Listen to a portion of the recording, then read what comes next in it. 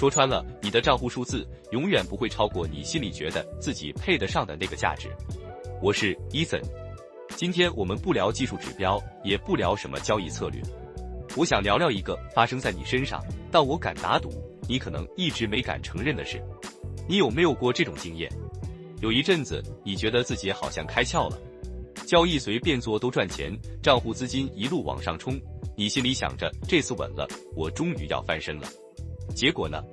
就在那个获利数字快要突破某个关卡，可能是你的本金翻倍，或是快要可以领出来买辆车的时候，啪一声，鬼打墙发生了。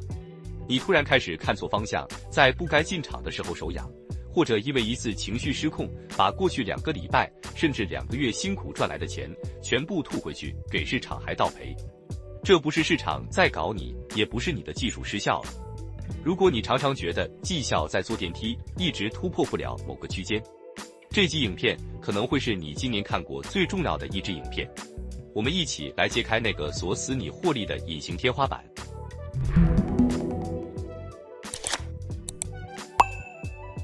我最近看了一支国外创作者 Dan Martell 的影片，看完背脊发凉，因为他讲的一句话完美解释了为什么90%的交易者都卡在原地。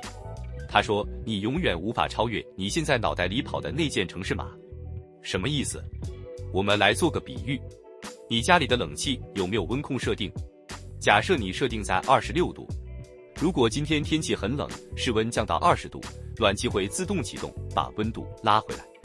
但如果今天外面超热，室温变成30度，冷气就会强力运转，把温度降回26度。交易也是一样，我们每个人的潜意识里都有一个财富温控器。如果你的温控器设定是小赚小赔的散户，当你赔太多，也就是温度太低的时候，你的求生本能会开启，你会变得超纪律、超专注，硬是把钱赚回来，回到损益两平。但问题来了，当你赚太多，也就是温度太高的时候呢？这里我要稍微停下来，讲一点科学原理，让你明白这不是玄学，而是生物学。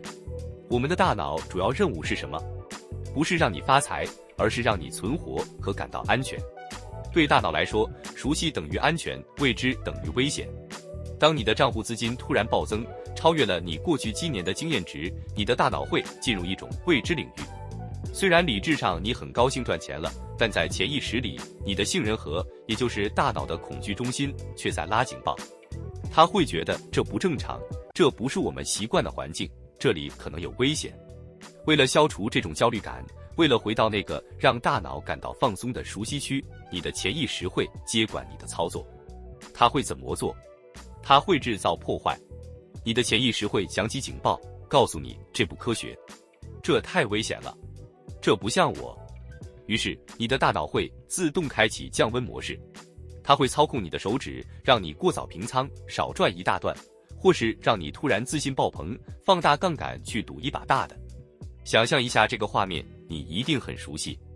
那天晚上，非农数据公布，你做对了方向，一单赚了$5000，这可能是你平常2个月的薪水。你兴奋地关上电脑，觉得自己是神。但隔天早上起床，你打开盘面，发现行情只是回调了一点点。按照你的交易系统，这时候应该观望，但是你的手指却不听使唤地点了买入。为什么？因为你的潜意识觉得那$5000太烫手了，他急着想要把这笔钱处理掉，或者证明这只是运气。结果行情反转，你被止损，你不甘心，加码再进，又被止损。到了收盘，那$5000不但没了，你还倒贴了1000块。这时候你反而松了一口气，虽然很痛苦，但你的大脑觉得终于回到我熟悉的亏损状态了，这才是我吗？听起来很变态，对吧？但这就是大多数交易者每天在演出的剧本。这就是为什么你总是赚了就吐。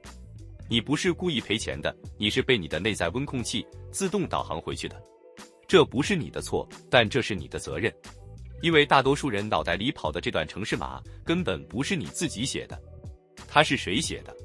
是你的原生家庭，是你的成长环境，是你对金钱的旧有认知。我想问你几个问题，你在心里诚实回答我。当你看着别人一笔单赚了几万美金的时候，你第一个念头是什么？是哇，我也做得到。还是这一定是运气好？这种钱来得快，去得也快，或者是赚钱哪有这么容易？如果你潜意识觉得赚钱必须很辛苦，那你就不会允许自己透过交易轻松获利。一旦交易变得太顺利，你就会觉得哪里怪怪的，非得要给自己制造一点困难，也就是亏损，你才会觉得踏实。我自己早期交易就是这样，我有个魔咒，只要账户翻倍，我就会想这好不真实哦。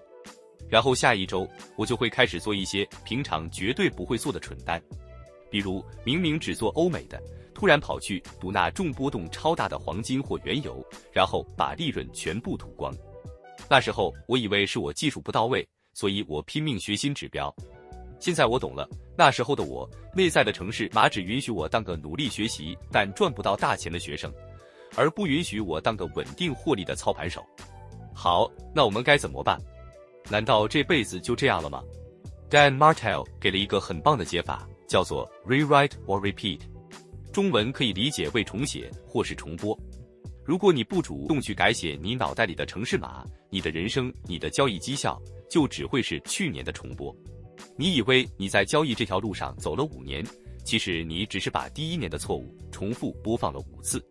要怎样重写？这里有2个我亲测有效的步骤。第一步，觉察你的温控点，去翻翻你的交易历史记录，找出你过去几次大赔之前，你的账户余额是多少。那个数字就是你目前的心理天花板。当下次你的资金又接近这个数字时，你要告诉自己停，警报响了。这时候你要刻意的减小仓位，甚至休息几天。你要告诉你的大脑，这笔钱很安全，我配得上这笔钱，不用急着把它丢掉。第二步，升级身份认同，不要再跟别人介绍自己是玩外汇的或是韭菜。语言是有力量的，你要开始自我对话，我是一个专业的资金管理者，获利对我来说是正常的，这就是我的日常。当你把获利视为理所当然，你的温控器才会被调高。在进入最后的结论前，我想给你一个这1周就能做的小练习。这是我跟一位资深操盘手学来的。这1周，不管你赚了多少钱，请你每天花3分钟，闭上眼睛想象一下，想象你的账户里有100万美金，想象你登入 MT4 或 MT5 看到那个数字。注意，重点不是数字，而是你的感觉。